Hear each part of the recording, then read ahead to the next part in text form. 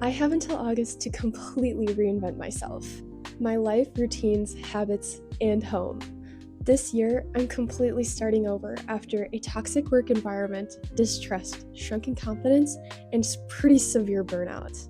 Halfway through that year, I applied for a residency position and was offered a spot in their 2026 cohort. I'm beyond excited and blessed. So, today, I'm going to share a little bit about why August matters to me and some of my summer goals for this year.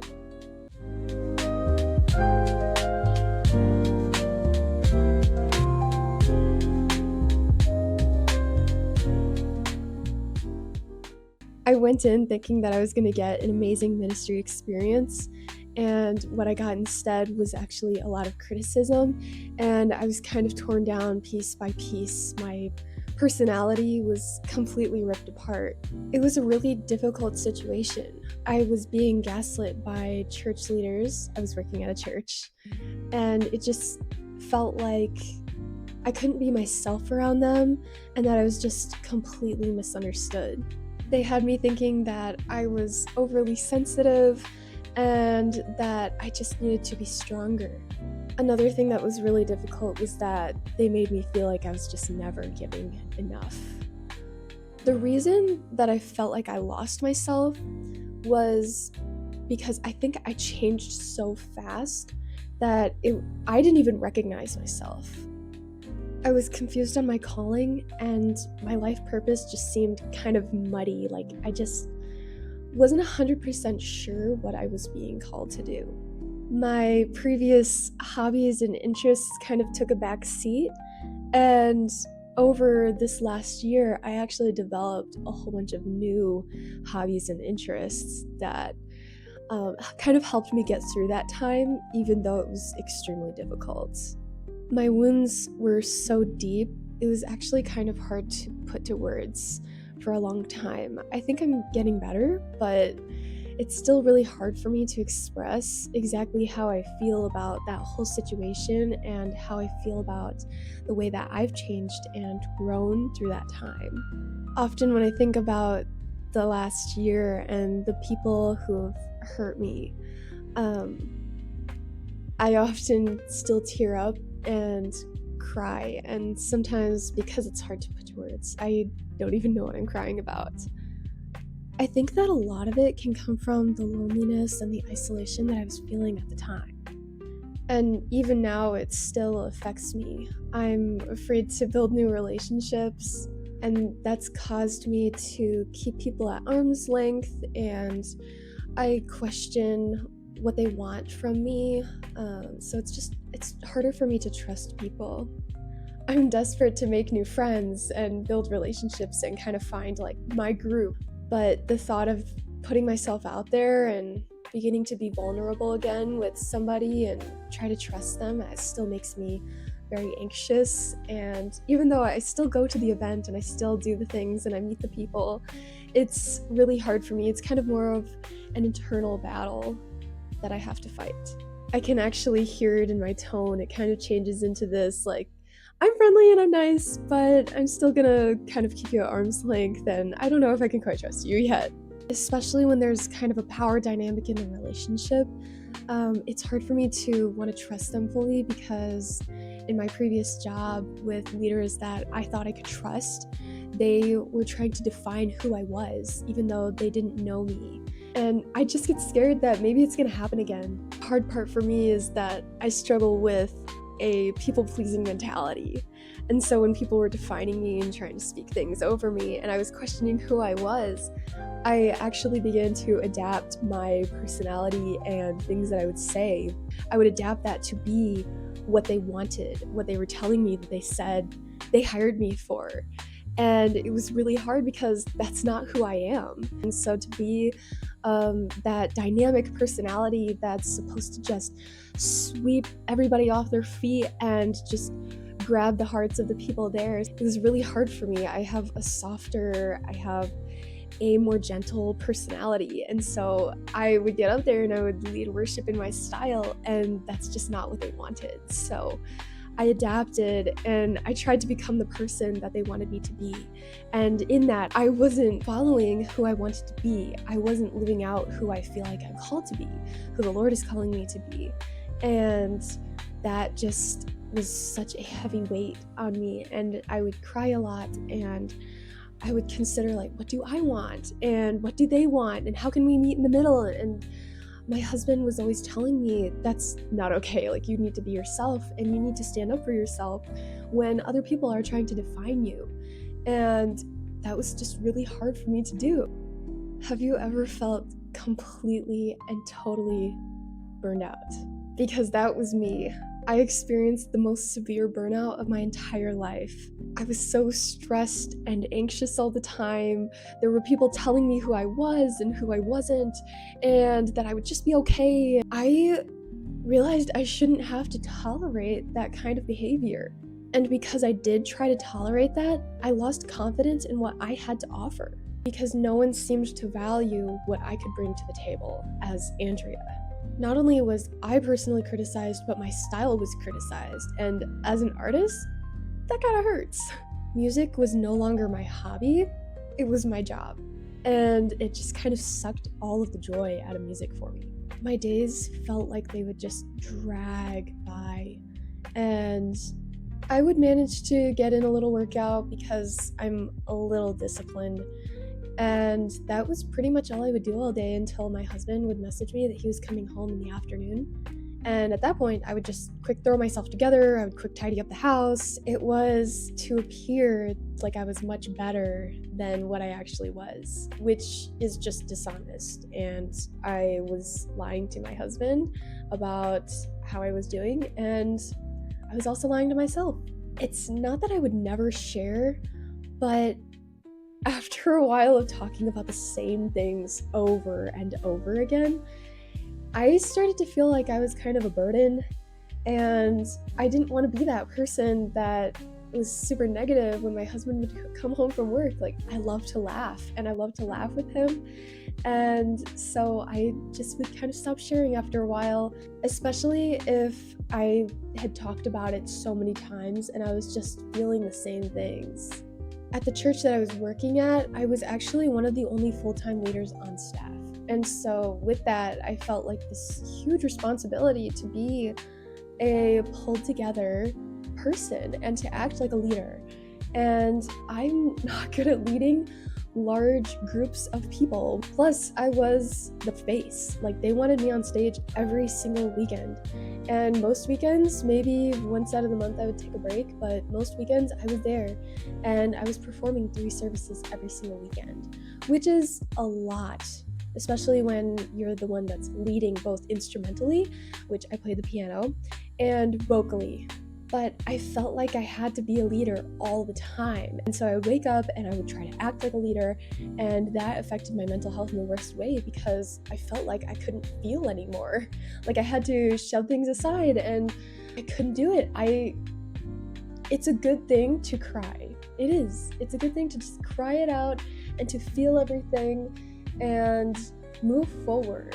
Because at the end of the day, I was being dishonest with my husband, and even more so, I was being dishonest with myself. At the point that I realized I really need a change, I had to remember that this career was never my dream career in the first place. I was never seriously compelled to be a worship director, especially for the rest of my life. I lack the skills and the desire to lead a large team of people like I was. I personally think I'm more suited to a more relational and personal career, and this is why I chose counseling as my next step. I never needed the stage. I don't want the stage. And with smaller groups, it makes so much sense. That is where I thrive. I love having a small friend group and only a few people that I trust with my full self and my full story. And so building a career in counseling where I get to not only build a relationship with people, but I get to hear their story and work with them one-on-one or in small groups, that's just, that is the ideal career for me.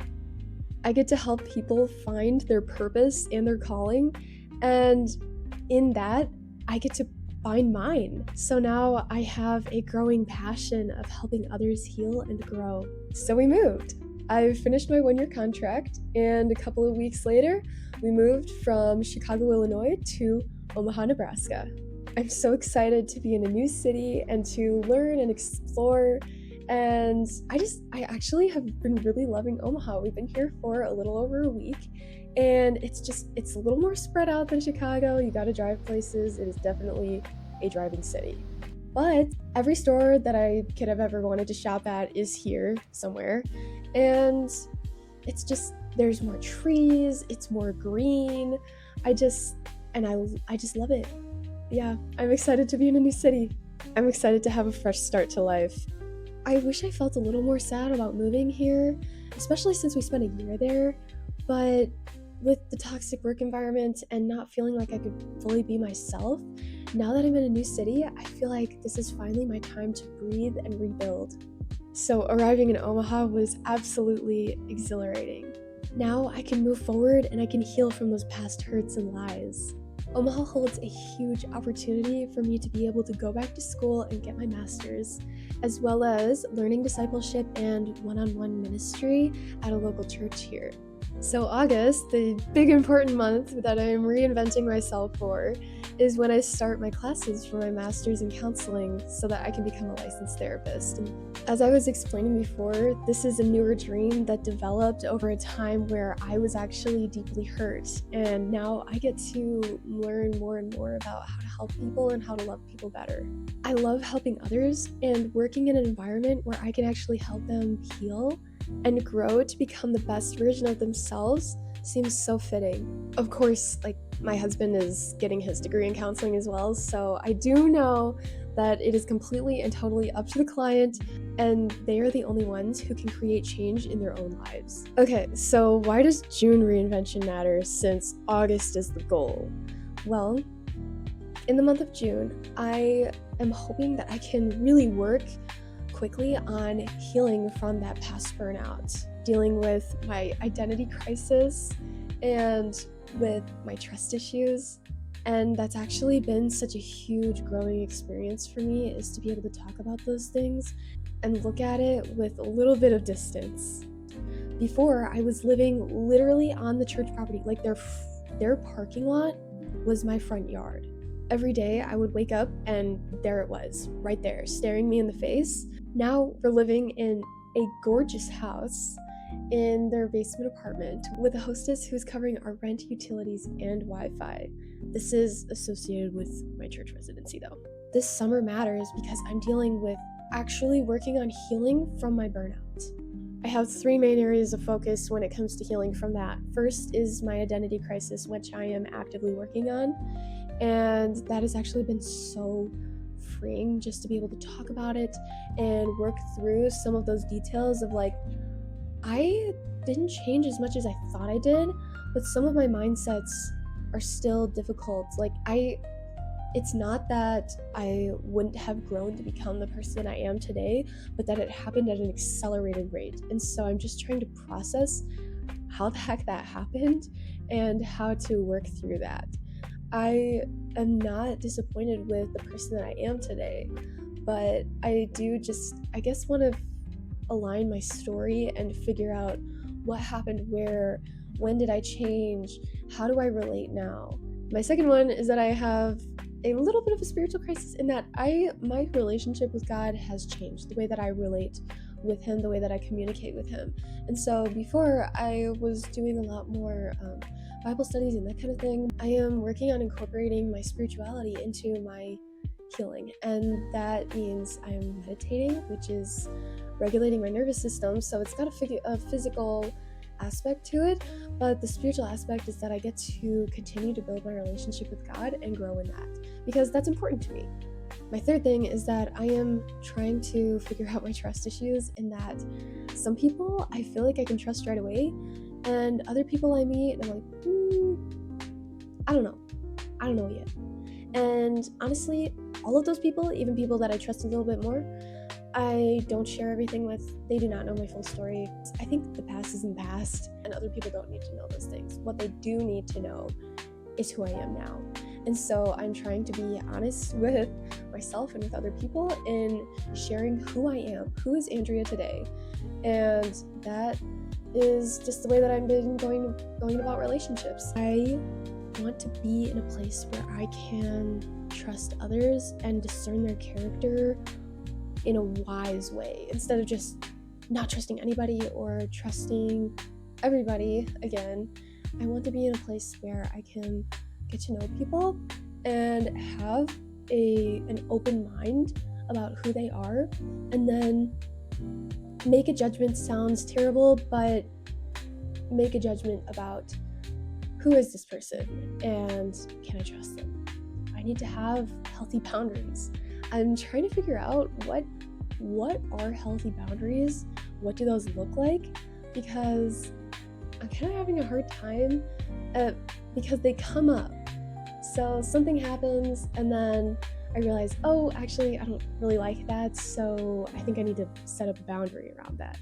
And then my problem is that it's hard for me to want to communicate that new boundary with the offender.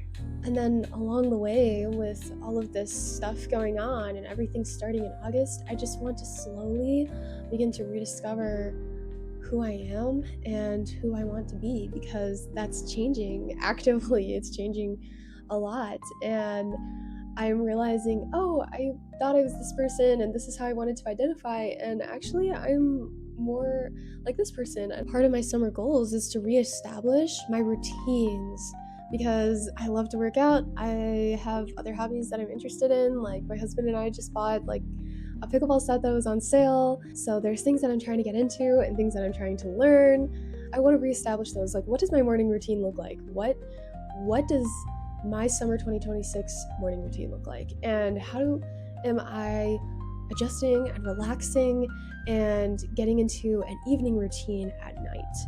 And what does my workout routine look like now? Because I had a 4-day split before, and I don't think I can do that anymore. Right now, I'll give you a little sneak peek. It's looking more like 2 days a week, and then I'm doing activities like pickleball and walking and running that make up my cardio. And I'm doing a lot more cardio now than I'm doing lifting. So that's just kind of how I'm balancing it right now. And I'm sure it'll adjust once my residency starts. But I just need to establish something. And right now, that's what my summer looks like. I'm also getting back into journaling and trying to just write out some of those thoughts every day. And so I used to just kind of open a page, write a date, and then start scribbling away on like things that I'm feeling and things that I'm going through. And now I'm trying to be more strategic. I've created more of a journaling routine in that I have 3 prompts.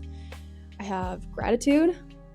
So I write down 3 things that I'm grateful for, goals and wins for the day. So if I had a goal for the day that I had decided yesterday I really wanted to do, I'm going to write that down. Like, I did this. Yay me. Then my 3rd is that I write down identity affirmations. So let's say I worked out today. So I'm going to write down, I am a woman who works out. That's how I've been journaling, and it's just a couple sentences, like maybe 1 sentence for each prompt. Or 3, I write down 3 things I'm grateful for, so like 3 things, but